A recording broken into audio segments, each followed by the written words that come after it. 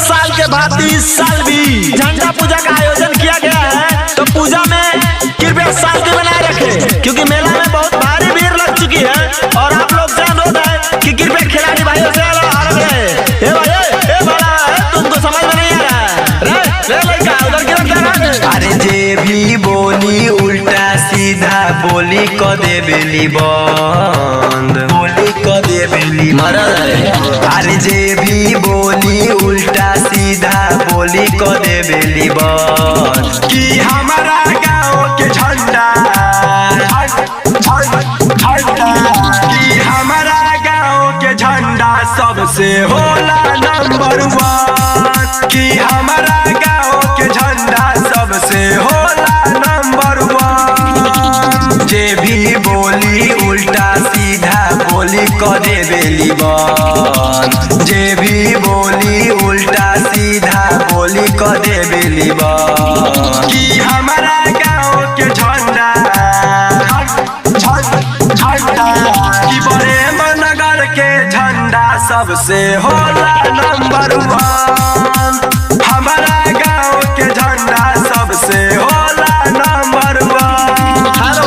Hello ठीक युवा लड़कों से अनुरोध किया जा रहा है कि मेला में ज्यादा गैदरिंग ना करे, क्योंकि गैदरिंग से माताओं बहनों को तकलीफ होती है। और आप सभी खिलाड़ियों से अनुरोध है कि आप जमा रहे, मेला में बहुत मजा आने वाला है। हेलो ठीक रे तोरे लेडीज के गोल में किधर घुस रहा है? डंडा चाट करवा क्या? केहू भजे लाठी सुन केहू भजे भाला, दुश्मन के मुहावा पर ठोक देली ताला, दुश्मन के मुहावा पर ठोक देली ताला, दुश्मन के मुहावा पर ठोक देली ताला। केहू भजे लाठी सुन केहू भजे भाला, दुश्मन के मुहावा पर ठोक देली ताला। काटा वाटा सब कुछ चली औरी चला बता गो, काटा वाटा सब कुछ चली औरी चला बसा गो कि हमारा गाँव के झंडा कि प्रेमनगर के झंडा सबसे होला नंबर 1। हमारा गाँव के झंडा सबसे होला नंबर 1। हेलो हेलो हमारे मेले में महोदय से अनुरोध है कि मेले में एक लड़का खो गया है। लड़का का नाम डब्लू बताया जा रहा है और उसका पहचान काला शर्ट और काला जींस पहने हुआ है।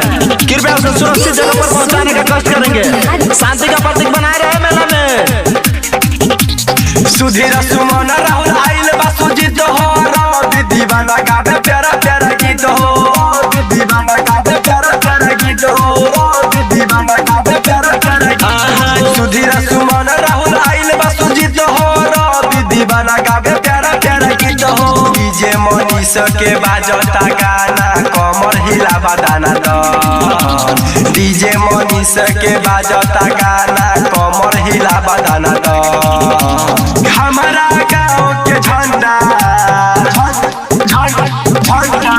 कि प्रेमनगर के झंडा सबसे होला नंबर 1। हमारा गाँव के झंडा सबसे होला नंबर 1। यादव रिकॉर्डिंग स्टूडियो सीरा चौक सीतामढ़ी।